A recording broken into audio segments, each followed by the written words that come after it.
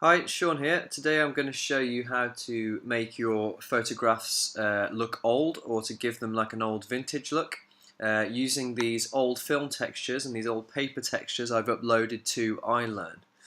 Okay, so I'm just going to open up this portrait into Photoshop. We're going to be using this as our example. So this is just a portrait that I found on the internet. And first of all, the first thing I'm going to want to do is just duplicate that layer. So Control and J.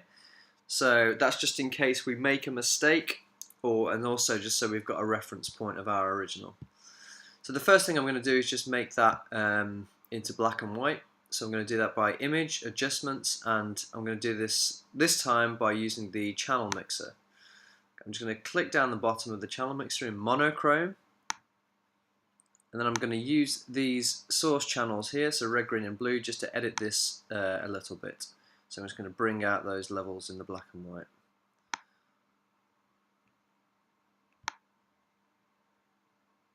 Okay, about happy with that. Okay, so the next thing I want to do is actually duplicate that layer again. So now we've got two black and whites. Okay, we've got two black and white layers. So I've done this because you don't have to do this, but I like to add a blur layer on top of this image now. Okay, so I want to go to Filter and then Blur and then Gaussian Blur. And I'm going to add a blur of about 6 pixels, which it's already on. Okay, so as you can see, I'm going to press OK. And now all I want to do is select my eraser tool. I'm going to make sure my opacity is quite low, and a feathered brush edge as well. And I'm just going to erase the blur around the eyes until you can start to see that detail again. Okay, that's why I do that around the mouth, the lips. Maybe also just a little bit around the face. Maybe some of the hair as well.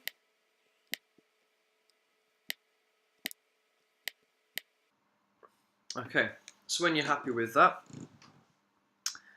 the next thing we have to do is condense all these layers down into one layer. So the best way to do that is to go to Layer and then Flatten Image, and that'll bring all of those layers down into one background layer. Okay, so the next thing we need to do is open up our chosen film texture. So if you download these from iLearn, I think I'm probably going to use number 2 today. So I'm just going to drag that open. So open up the film texture that you want to use.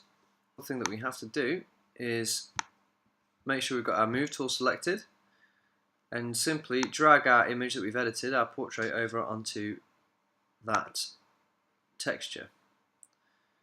So I'm just going to resize that up a little bit. Actually, that might work.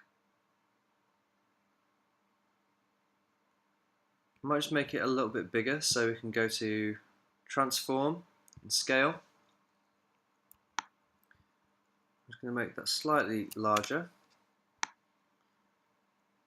You might find that you might have to make your images actually smaller if you have really large images.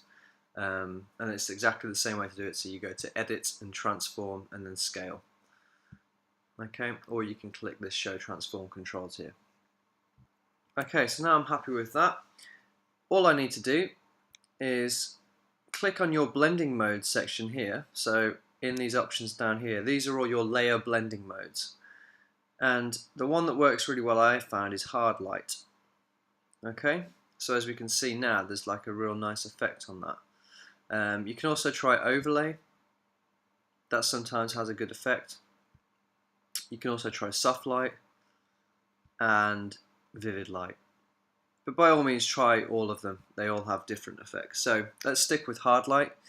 Now what I want to do is return back to using my eraser tool. Okay, so as you can see, I'm just going to use the square brackets again to make that slightly larger. And if I start to erase bits, just check my opacity is quite low as well. you'll see how that blends a lot more into the background. So let's just, there we go. So I'm quite happy with that. And that's how to make your photos look old. So some photos and some portraits especially will work better with different film textures. Some will work better and some won't work very well at all. And the best way to try it is just simply just to experiment. So before I leave you, we'll just try one other thing, and that's if we go back to layer, and if we flatten this image again, so if we make it one background image, okay, so we've got one background layer. If we go to image and then mode, we can see that we're actually still on grayscale. If we change that to RGB color, okay, we can now start to edit some color into this. So we can give this like a tint or like a hue. So now if I go to image adjustments and then color balance, I can actually give this image a bit of a red hue. You can see the color coming into it. Let's try midtones. Let's put a bit of yellow in there. So you can make it look extra old, so like that, give it that real vintage feel.